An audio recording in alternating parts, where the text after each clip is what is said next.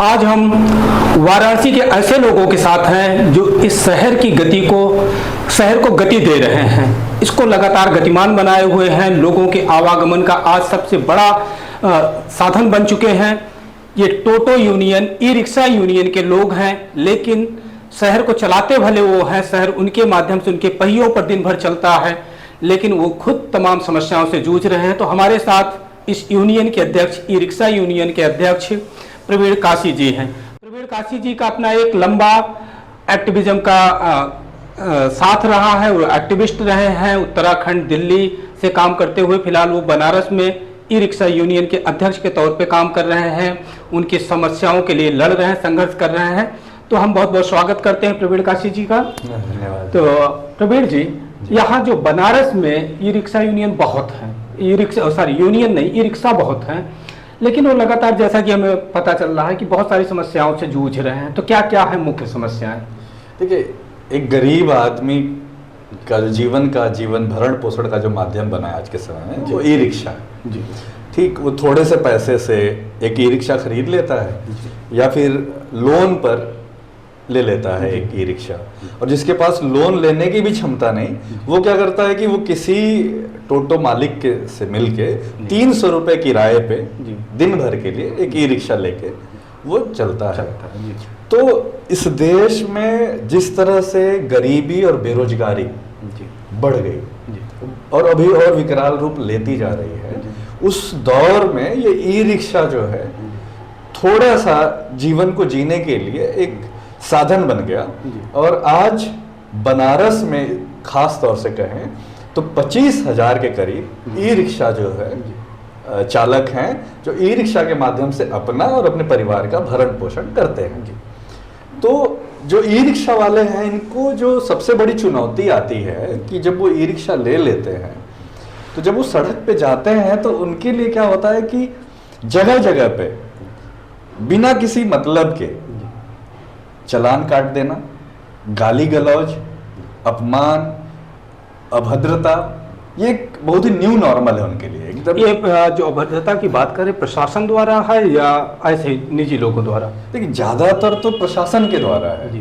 प्रशासन, खासतौर से जो यातायात पुलिस थी या तमाम जो लोग हैं, वो क्या करते थे कि बिना वजह के कहीं भी जो है टोटो वाले के साथ तुरंत, मतलब एक हमारे देश की जो एक सभ्यता है कि भाई गरीब के साथ तो बदतमीजी से ही बात करनी है, तो वो तुरंत ही शुरू हो जाते थे और वो गाली गलौज और बहुत नॉर्मल है उनके लिए। और वो डर के मारे वो किसी से शिकायत नहीं कर सकते, क्योंकि वही जो है शिकायत दर्ज करने वाले लोग हैं। हम बातचीत आगे बढ़ाएंगे, लेकिन अभी जो बातें कही उसमें दो बड़ी महत्वपूर्ण बातें आई हैं। एक, गरीब को कुछ भी कहा जा सकता है। दूसरा कि बेरोजगारी की वजह से लोगों का एक पलायन हुआ है कि वो ये रिक्शा चला करके किसी तरह से जीवन यापन करें। जैसा कि हमारे यहाँ प्रधानमंत्री नरेंद्र मोदी भी बार बार कहते रहे हैं कि लोगों को नौकरियां नहीं मिल रही तो पकड़े तल्ले जैसा कारोबार कर सकते हैं, या फिर इस तरह की चीज़ों की तरफ वो उत्तेजित करते रहते हैं कि कुछ भी करके वो अपना जो जीविकोपार्जन कर रहे हैं उसको रोजगार मान लेते हैं। खैर, ये बहुत दुर्भाग्यपूर्ण है कि आज तमाम हम ई रिक्शा पर देखें कि बहुत सारे पढ़े लिखे MA पास या ग्रेजुएट लड़के भी ई रिक्शा चला रहे हैं। ये बहुत सुखद नहीं कहा जा सकता है उनके लिए, लेकिन स्थितियां ऐसी ही बन गई हैं। अब ये राजनीतिक मंशा बस कह रहे हैं कि ये पिछले 10 सालों में ई रिक्शा में बड़ा उभार आया है, बहुत बड़ी मात्रा में आज सड़कों पर हर जिले में के शहरों में ई रिक्शा दिख रहा है। और हर जगह इसी तरह की समस्याएं सुनने को मिल रही कि उन्हें प्रशासन से प्रताड़ना मिलती है, उपेक्षा मिलती है, और सामाजिक तौर पे भी उनका बहुत सम्मान नहीं होता है।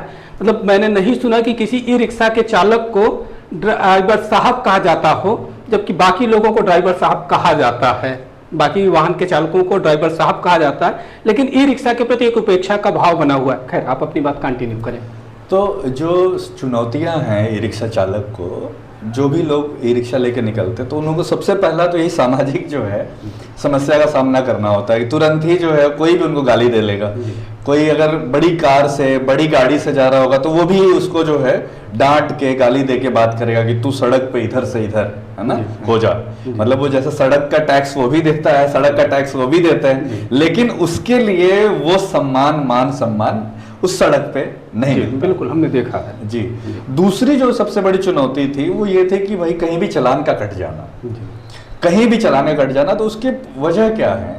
वो वजह जो रूट कॉज थे उसके ऊपर अभी तक प्रशासन का ध्यान नहीं जा रहा था। जी प्रशासन की जिम्मेदारी है कि आप जो है, जो उसके कारण है कि क्यों जो है किसी ई रिक्शा चालक को कहीं भी गाड़ी खड़ी करनी पड़ रही थी, उसका वजह ये था स्टैंड का ना होना। जी तो ई रिक्शा के लिए कोई स्टैंड बनाया ही नहीं गया। जी ठीक। जी। दूसरी चीज, जो बनाए गए स्टैंड थे पहले से, जी। उनको चिन्हित नहीं किया गया था। जी। जैसे अब बनारस का आप देखेंगे तो बनारस में 20 स्थानों पे 42 स्टैंड जो है जी तय किए गए तय हैं। किए गए, जी लेकिन उन स्टैंडों पे अतिक्रमण है। जी कोई भी जो ई रिक्शा चालक है, कोई भी अपनी गाड़ी को खड़ा नहीं कर सकता है वहाँ। जी। ठीक है। जी। अब उससे जबरन जो है, उसे विवश होके जो है कहीं और गाड़ी खड़ी करनी पड़ेगी। जी तो उसमें क्या होगा कि उसके साथ वो कहीं खड़ा करेगा तो वाकई में कहीं ना जाम तो लगेगा कहीं ना कहीं, और उसके जो भी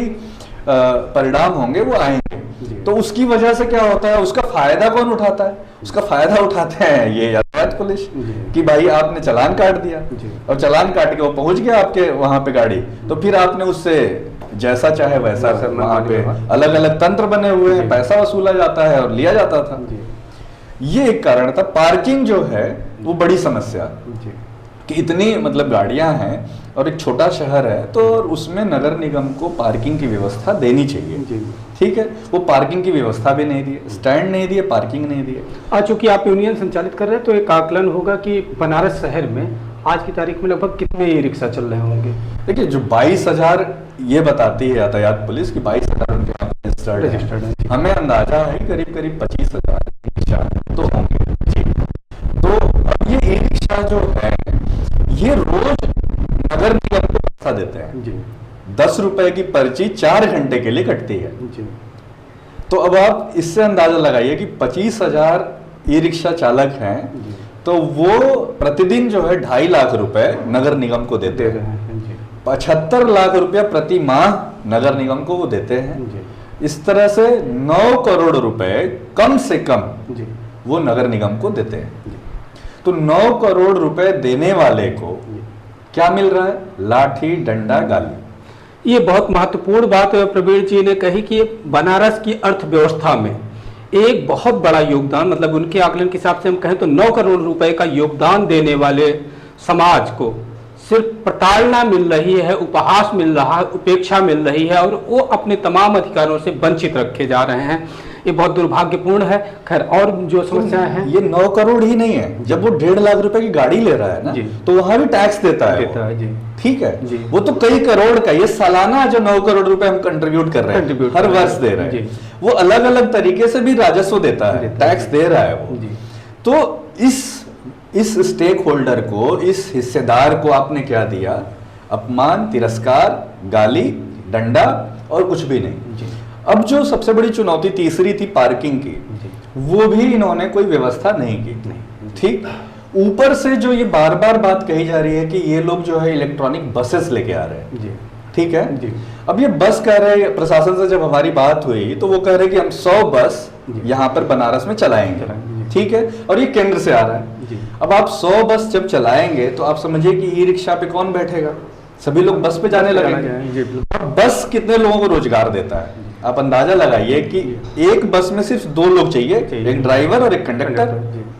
100 बस है तो 200 लोगों को रोजगार देगा, और मालिक एक हो सकता है। 100 करोड़ रुपए लगा के एक मालिक 100 बस चला सकता है। तो एक मालिक को फायदा और 200 एम्प्लॉय। अच्छा, इसके बारे में कुछ आप कंफर्म है कि जो 200 बसें आ रही हैं, ये गवर्नमेंट की बसें होंगी या प्राइवेट सेक्टर को चिन्हित करके दिया जा रहा है? जैसे चूंकि ये सरकार लगातार मतलब हवाई जहाज से लेकर के रेलवे तक में प्राइवेटाइजेशन ला रही है, तो कहीं इलेक्ट्रॉनिक बसों को भी प्राइवेट सेक्टर के हवाले करके तो नहीं लाया जा रहा? बिल्कुल।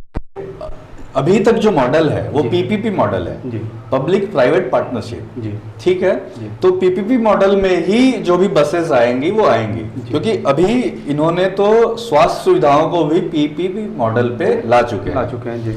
तो कोई भी ऐसी व्यवस्था सरकार के अंदर नहीं है जो पूर्ण सरकारी रूप में हो, सिवाय विधानसभा के पूर्ण सरकारी है, सिवाय लोकसभा के वो पूर्ण सरकारी है, हमारे जो प्रशासन के लोग हैं वो पूर्ण सरकारी है, पर उनका सारा काम जो है वो प्राइवेट देखता है। तो जहाँ जो जनता के हितों की जहाँ बात आती है तो वो सब कुछ प्राइवेट सेक्टर के हवाले किया जा रहा है, और जहाँ सरकार के अपने हित की बात आती है, सरकार संचालकों के हित की बात आती है, तो वो सारी चीज़ें सरकारी रहती हैं, उनमें सारी सरकार की योजनाएं लागू होती हैं जो लाभ की योजनाएं हैं। लेकिन जो जनता के हित की योजनाएं हैं उसे सरकार अपने अधीन नहीं रखती, बल्कि लोगों को बांट देती है, जो उसके खासतौर पे आज अगर कहा जाए तो जो उद्योगपति मित्र हैं उनके हवाले कर देती है, और उसमें लगातार जनता पिसती रहती है। जी, तो अब हमारा जो सबसे बड़ी चुनौती ये है कि अभी जो 25,000 ई रिक्शा चालक हैं जी, इसका मतलब कि उनके घर में अगर 4 लोग भी हैं तो 1 लाख लोगों का भरण पोषण 25,000 लोग कर रहे हैं। ठीक है,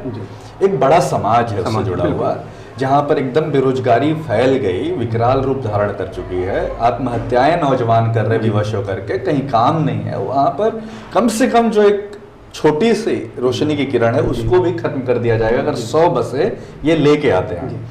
तो अच्छा, लगातार बात आ रही है, चूंकि तमाम बेरोजगारी की बात भी आप कर रहे हैं, तो एक तरफ बात आती है कि बनारस में इस गवर्नमेंट ने, जो गवर्नमेंट पिछले 10 साल से है एनडीए की, उसने बहुत डेवलप किया, लोगों को बड़े रोजगार दिए। तो आपको क्या दिखता है कि क्या ये है ऐसी स्थिति? नहीं, अभी तो देखिए बिल्कुल भी नहीं है, बेरोजगारी अपने उच्च स्तर पर है जी, और इसमें कोई दो राय नहीं है जी। और इसके पीछे कारण जो है सिर्फ ये नहीं है कि ये एक खास गवर्नमेंट, मतलब अगर हम जाएं उसके, फिर से हमें यही है कि उसके जड़ में जब हम जाते हैं तो उसके लिए नई आर्थिक नीति जिम्मेदार है। देखिए, हम अब उसमें नहीं जाएंगे क्योंकि फिर टोटो से हमें जाना पड़ेगा 1991 पे, वो ठीक है ना, वहां तक हम नहीं जाना चाहते। हम ये कह रहे हैं कि उस समय से जो आर्थिक नीतियां बदलाव की गई उसका परिणाम ये है कि अभी सब कुछ लगभग निजी हाथों में जा चुका है। और जो सबसे बड़ी चुनौती है वो एआई आ गई है जी।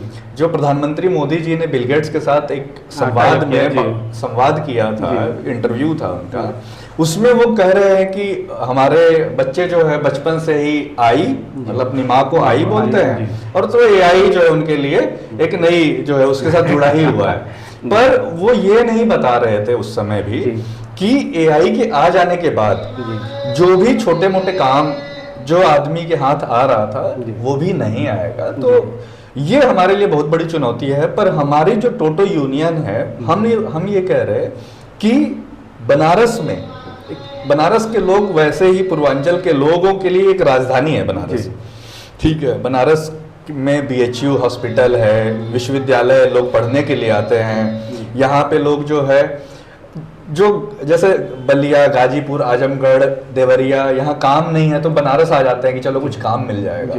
तो उस हिसाब से बनारस में जो ई रिक्शा चालक हैं या जो रोजगार का महत्वपूर्ण हिस्सा ई रिक्शा से मिल रहा है, इनको जो है इसके ऊपर जो बस लाने की जो इनकी नीति है उसका तो हम लोग पूरी तरीके से विरोध कर रहे हैं और हम खारिज करते हैं कि यहाँ पे बस की जरूरत नहीं है, क्योंकि 25,000 लोग जो आत्मनिर्भर हुए हैं उनको भी आप अपने हाथ से रोटी खाने नहीं देंगे। तो ये एक जो है आखिरी जो चुनौती है वो हमारे सामने है। और हम लोग बेरोजगारी को लेकर के जो दंश है, जो टोटो चालक का भाई है, टोटो चालक के बच्चे हैं, वो कैसे अपना जीवन यापन करेंगे, वो जो है प्रधानमंत्री मोदी के सामने एक यक्ष प्रश्न हम लोग रख रहे हैं। ठीक है, हम ये नहीं कह रहे कि सिर्फ ये जो विशेष दल है वही जिम्मेदार है। हम अगर इसमें जाएंगे डिटेल में बात करने के लिए तो उसमें बहुत सारे कारण आएंगे, जिसके लिए कि पूरा का पूरा जो है वैश्विक वातावरण जो बना हुआ है वो उसका बड़ा कारण आएगा। ठीक है, लेकिन अभी हम लोग प्रधानमंत्री, आपके माध्यम से प्रधानमंत्री मोदी तक ये बात कहना चाहेंगे, मोदी जी देखिए, हमारे बनारस में अभी किसी बस की जरूरत नहीं है। ठीक है, ये जो छोटे छोटे काम करने वाले लोग हैं ये बहुत जरूरी हैं, चाहे वो टोटो चालक है, चाहे वो रेहड़ी पटरी वाला है, चाहे वो और कोई छोटा काम करता है, तो वो अपना पेट पाल रहा, परिवार पाल रहा, सम्मान के साथ जी रहा। कृपया करके बनारस में जो है ये बस न लाएं और जो हमारी 3 जो प्रमुख समस्याएं हैं वो जो है वो उसका समाधान हो। उसमें स्टैंड है, पार्किंग है, और एक बात जो छूट गई थी वो है चार्जिंग। जी क्योंकि ई रिक्शा जो चलता है वो पूरा का पूरा बैटरी पे चलता जी। है। तो जो बैटरी है वो चार्ज करने के लिए हमें 5 से 6 यूनिट बिजली की जरूरत होती है। जी अभी प्रदेश सरकार ने जो सर्कुलर निकाला हुआ है जी। उसके हिसाब से 7 रुपया 70 पैसा जी 1 यूनिट बिजली का दाम है चार्जिंग के लिए, पब्लिक चार्जिंग स्टेशन पे। जी लेकिन जब हम और वो तब होगा पब्लिक चार्जिंग स्टेशन जब LMV 11 कनेक्शन जो होता है वो आप देंगे, तब जाकर के हम 7 रुपये 70 पैसे वाले यूनिट का लाभ उठा पाएंगे। जी अभी बनारस में ये व्यवस्था दे ही नहीं गई। जी टोटो चालक प्राइवेट चार्जिंग कराने जा रहे हैं जहां पे वो 20 रुपए प्रति घंटा देते हैं, जी कहीं कहीं पे वो और ज्यादा देते हैं, कहीं 120 रुपए लेते हैं लोग 5 यूनिट चार्ज करने का, कहीं 100 रुपए लेते हैं, कहीं 140 रुपए लेते हैं। और कुछ कंपनियां आ गई हैं जो कि ड्राई बैटरी चला रही हैं, जी वो 150 रुपए तक चार्ज कर रही हैं जी इतने ही यूनिट बिजली के लिए, जी। और वो बैटरी चेंज करते हैं वो लोग। तो जो 40 रुपए में जो काम हो सकता है उसके लिए 140 रुपए पे करना पड़ रहा है। बिल्कुल, जी। जो एकदम आपने सही कहा, जो काम 40 रुपए में हो जी। सकता है वो 140 रुपए जी। पे करना पड़ रहा है। तो ये ध्यान देने की बात है, क्योंकि अगर ये नीति लागू होती, जमीन पे होती, जी। क्योंकि ये शुरुआत कब हुई, 1 मई 2016 में जी। प्रधानमंत्री मोदी जी ने जी। बनारस में खुद अपने हाथों से ई रिक्शा की लॉन्चिंग की थी। जी ठीक है, आज 8 साल हो चुके जी। हैं। तो अब जो है हम ये कह रहे हैं 8 साल बाद कि भैया ये जो 50 रुपए बचाने हैं एक ई रिक्शा चालक के, वो आपकी नीति में तय है, वो जो है नगर निगम लागू कर दे। जी और जो अभी हमारी बातचीत हुई उसमें जो वर्तमान प्रशासक हैं, जी। नगर निगम के जो अध्यक्ष हैं जी अक्षत वर्मा जी, जी तो उन्होंने प्रतिबद्धता दिखाई है, जी। पर हमें ये नहीं पता कि वो कितना जल्दी जो है वो- उसका कब तक हो पाएगा। हाँ, वो- कितना जल्दी वो जमीन पे उतरेगा। जी तो ये हमारे सामने एक चुनौती है, पर हमें भरोसा भी है कि भाई अगर बातचीत शुरू हुई है तो लागू होगा काम।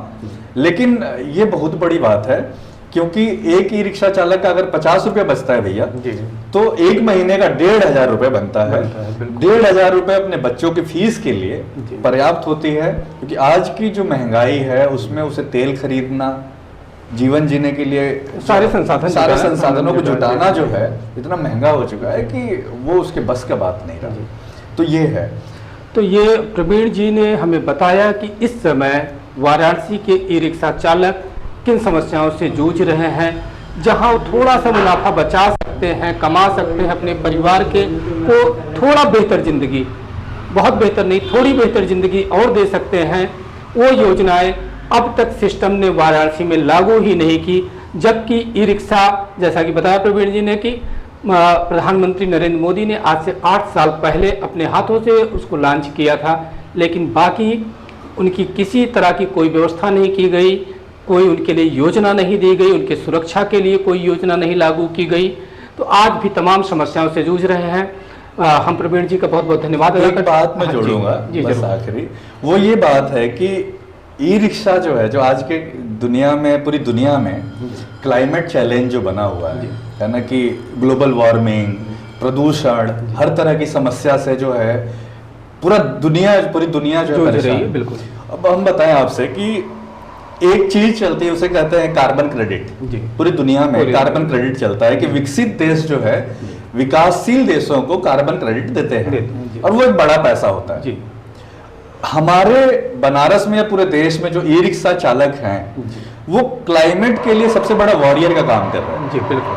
ठीक है, वो एक योद्धा की तरह है जो पर्यावरण को बचाने के लिए सुबह से शाम तक जो काम करता है। जी 6 ई रिक्शा चालक मिलके एक बहुत बड़े पेड़ के बराबर, जी। और जो वो पेड़ ऑक्सीजन देता है और कार्बन डाइऑक्साइड लेता है, जी। तो उसके बराबर जो है कार्बन इमिशन नहीं करते हैं। बिल्कुल। जो कार्बन डाइऑक्साइड 6 एक पूरा बड़ा पेड़ जो जी, है जी, अपने जी, लिए अपने अंदर अवशोषित कर लेता है, जी। सोख लेता है, जी। उसके बराबर जो है 6 ई रिक्शा चालक योगदान दे रहे हैं, 6 ई रिक्शा चालक। जी तो आप उन्हें कार्बन क्रेडिट तो नहीं दे रहे। जी ठीक, कार्बन क्रेडिट एक बड़ा पैसा बनता है, वो आप नहीं दे रहे। और ऊपर से जो है आप क्या दे रहे हो उनको। तो मैं फिर कहूंगा कि आप उन्हें जितना जल्द हो सके उनको उनका जो मूल्य है, वास्तविक मूल्य, वास्तविक सम्मान, वो जो है जल्द से जल्द दें। निश्चित रूप से प्रवीण जी ने जो बात कही, आज पूरी दुनिया कहीं ना कहीं ग्लोबल वार्मिंग से जूझ रही है। ग्लेशियर लगातार पिघलते जा रहे हैं और दुनिया का टेम्परेचर बढ़ता जा रहा है। आज वाराणसी हो या पूरा देश हो, हर जगह इतनी गर्मी पहले कभी नहीं पड़ा करती थी जितनी अब बढ़ती जा रही है। लगातार टेम्परेचर बढ़ा है। ऐसे में इस दुनिया को बचाए रखने में एक बड़ा योगदान दे रहे हैं ई रिक्शा चालक, क्योंकि उनका जो वाहन है वो उस मात्रा में कार्बन उत्सर्जित नहीं कर रहा है जिस तरीके से बाकी पेट्रोलियम और डीजल से चलने वाले वाहन उत्सर्जित करते हैं। तो ऐसे में उन्हें जो सम्मान मिलना चाहिए कि हम सबके प्राणों की रक्षा कर रहे हैं। जिस तरीके से पेड़ हमें ऑक्सीजन दे करके रक्षा कर रहा है, तो वैसे ये ऑक्सीजन भले ना दे रहे हो लेकिन कार्बन से बचा रहे हैं। ये बहुत महत्वपूर्ण पहलू है, तो उनका सम्मान किया जाना चाहिए। लेकिन वास्तविक स्थिति इससे बहुत अलग है। वो आज समाज के सबसे ज़्यादा वंचित तबके में शामिल हैं, उपेक्षा का शिकार हैं, उपहास का शिकार हैं। लगातार उन्हें सिस्टम द्वारा या आम लोगों द्वारा अपमानित किया जा रहा है। ये बहुत दुर्भाग्यपूर्ण है। फिलहाल हमारे साथ बातचीत करने के लिए प्रवीण जी का बहुत बहुत धन्यवाद। धन्यवाद। अब ई रिक्शा यूनियन के जिलाध्यक्ष रामचंद्र अग्रहरी हमारे साथ हैं। तो रामचंद्र अग्रहरी जी, ई रिक्शा चलाते हुए समस्याएं हमें लगभग आपके नेताओं ने बताई, आपके अगुवाओं ने बताई, लेकिन चूंकि आप भी चालक रहे हैं तो किस तरह के अनुभव होते हैं? अनुभव सड़क पे अनेक प्रकार की समस्याएं हैं जी। जैसे कि गाड़ी हम लोग सोचते हैं कि कहीं भी पार्किंग अगर हमारी हो तो वहाँ पे खड़े करके कम से कम 10 मिनट 20 मिनट आराम कर सके, लेकिन कहीं भी अगर दुकान पर या सामने भाई रोड पर किसी न किसी का दुकान पड़ता है, रोड पर अगर खड़ा होते हैं तो दुकानदार बोलता है बे आगे बढ़ा, मतलब इज्जत से कोई, जैसे टोटो वाले को एकदम तुच्छ समझ के नगारा करके एकदम उसको हटा देते हैं, गाली अन्न बन्न देकर। तो टोटो स्टैंड जितने भी हैं उस पर लिखा हुआ है कि e rickshaw stand, auto stand, e rickshaw stand, ठीक। तो वहाँ दोनों को खड़ा होना चाहिए, आधा ऑटो तो आधा टोटो। जो टोटो यूनियन, टोटो ज्यादा 25,000 टोटो, 4,000 5,000 ये ऑटो है। टोटो का भाग ज्यादा हुआ और ऑटो का भाग वो थोड़ा सा हुआ। तो इसमें टोटो पर वहां जाता है तो सब गाली देकर अन्न बन्न बोल के भगा देते हैं वहां से, और टोटो बेचारा वहां से अपना गाड़ी लेता है, वहां से निकल जाता है। तो रामचंद्र अग्रहरी जी बड़े महत्वपूर्ण विषय पर गए जो आज पूरी राजनीति में चल रहा है कि जिसकी जितनी हिस्सेदारी उतनी उसकी भागीदारी। ये पूरी राष्ट्रीय राजनीति का हिस्सा बन चुका है और वही मांग कहीं ना कहीं इन लोगों की है कि इनके पास लगभग 25,000 ई रिक्शा है और इनकी हिस्सेदारी ऑटो स्टैंड में कहीं नहीं बन पा रही है। पूरी तरह से ऑक्युपाई कर लिया है 4,000 ऑटो ने। 4,000 बनाम 25,000 की जो लड़ाई है इसमें इनको कहीं स्पेस नहीं दिया जा रहा है। इस लड़ाई को कौन सुनेगा, कब सुनेगा, ये यक्ष प्रश्न है। कब ये जीत पाएंगे, ससम्मान ऑटो स्टैंड पर इनको जगह मिलेगी, पता नहीं। शशिकांत गुप्ता जी लंबे समय से यूनियन के पदाधिकारी के रूप में संघर्ष कर रहे हैं कि इनके ई रिक्शा चालक भाइयों को उनका सम्मान मिल सके, वो अपने गौरव को पा सके, अपने हक पा सके, शहर में सिस्टम से जो सहूलियतें हो सके उसकी लगातार मांग कर रहे हैं। तो किन समस्याओं से जूझ रहे हैं शशिकांत जी? मैं इस समस्या से हमारे लोगों से मेरे टोटो भाई, पूरे बनारस के टोटो भाई जितने हैं चालक हैं जी, वो आज अपनी रोज़मर्रा ज़िंदगी चलाने के लिए, अपने परिवार के खर्चे को चलाने के लिए ई रिक्शा चला रहे हैं, जिसके माध्यम से अपने परिवार का पोषण करते हैं जी।